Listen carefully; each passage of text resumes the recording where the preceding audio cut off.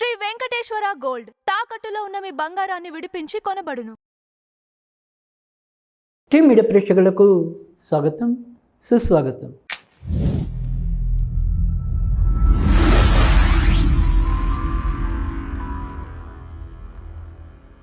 వృశ్చిక రాశి వారికి జూన్ 9వ తారీఖు నుంచి 15వ తారీఖు మధ్య ఎటువంటి ఫలితాలు ఉండబోతున్నాయి, ఏ రకాలైన జాగ్రత్తలు తీసుకోవాలి, సంతానం ఎలా ఉంటుంది, వివాహం ఎలా ఉంటుంది, ఇలాంటి విషయాలన్నిటి గురించి కూడా ఈ వారం తెలియజేసుకుందాం.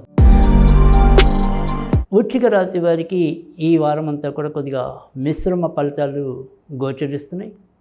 అయితే ఏదైనప్పటికీ కూడా గతంతో పోలిస్తే కొన్ని విషయాలు, ముఖ్యంగా ఇటు సంతానపరమైన విషయాల్లో అయితేనేమి, వ్యక్తిగత ఆరోగ్య విషయంలో అయితేనేమి కొంత మంచి మార్పులు వచ్చే సూచనలు అయితే కనిపిస్తున్నాయి. కానీ వీరు ఇప్పటిదాకా ఏదైతే ఇటు వ్యాపారస్తులు అయితే వ్యాపారస్తులు, స్వయం వృత్తిలో ఉన్నవారు అయితే స్వయం వృత్తిలో ఉన్నవారు, ఉద్యోగస్తులు, వీరికి మాత్రం ఫలితాలు ఎక్కువగా మిశ్రమంగానే కనిపిస్తున్నాయి.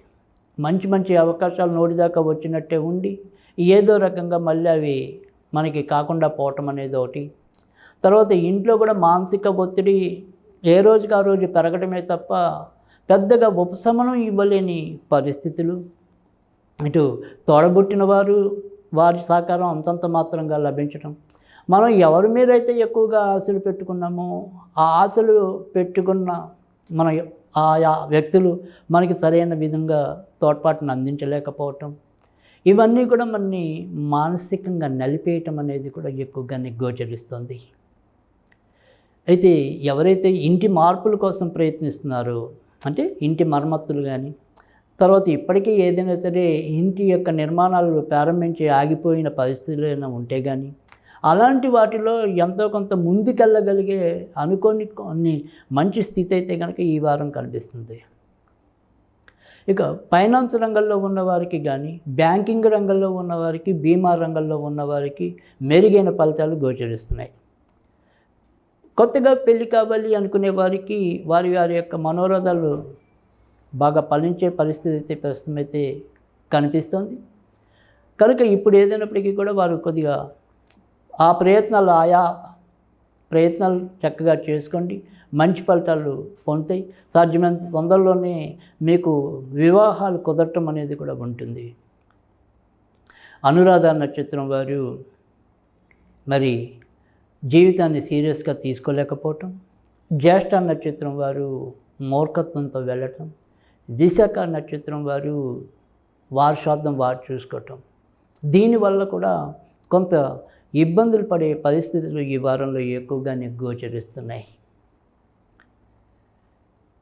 కళారంగంలో ఉన్నవారికి, ఏదైనా సరే సినిమా రంగంలో ఉన్నవారికి, నాటక రంగాల్లో ఇలా ఏదైనప్పటికీ కూడా ఆయా ఏ రంగమైనప్పటికీ కూడా ఆ రంగాల్లో వెనక నుండి పనిచేసే వ్యక్తులు ఎవరైతే ఉంటారో, సాంకేతిక నిపుణులు, అలాంటి వారికి ఈ వారం కొద్దిగా మంచి ఫలితాలు ఎక్కువగా ఉంటాయి. అంటే ఆన్ ద స్క్రీన్ కన్నా కూడా బిహైండ్ ద స్క్రీన్ వారికి ఎక్కువగా మంచి ఫలితాలు ఉండటం అనేది అయితే కనిపిస్తుంది. కోర్టుకు సంబంధించిన వ్యవహారాలు పెద్దగా ముందుకెళ్ళే పరిస్థితి అయితే గోచరించడం లేదు. ఇక ఏదైనప్పటికీ కూడా సాధ్యమైనంత వరకు యాంత్రికంగా పనిచేసుకుంటూ వెళ్ళటమే తప్ప పెద్ద తాంత్రికంగా మనకి మాయలు వచ్చే పరిస్థితి మీ గోచారాల ప్రస్తుతం అయితే కనిపించడం లేదు. కనుక కొన్నాళ్ళు అయితే కొంత ఓపికగా ఉండటం అనేది అవసరం.